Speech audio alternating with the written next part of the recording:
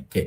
CRDB ndo unaambiwa ndo benki yenye assets nyingi zaidi hapa nchini, na assets mara nyingi sana tukiongea tunamaanisha zaidi ni mikopo, loans and advances to customers. Kwa hiyo ina mikopo mingi kuliko mabenki mengine yote, lakini pia hata investment in government securities, yani hizi bonds tunazoziongelea pia inahesabika kwenye assets za benki. Kwa hiyo CRDB ndio inaongoza, na kwa Q1 wao wameweza finally kuwapita NMB, wamekuwa wakiongoza kwenye net income hiyo bilioni 206, na NPL ratio yao imekuwa ndogo around 2%, na wanashare kama 28% hivi ya assets nzima za banking sector. NMB inafuatia hapo,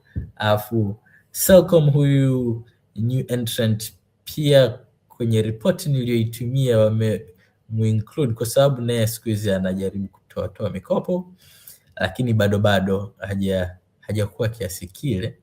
Kwa hiyo bado hizi numbers tusimjudge harshly sana, labda ata improve.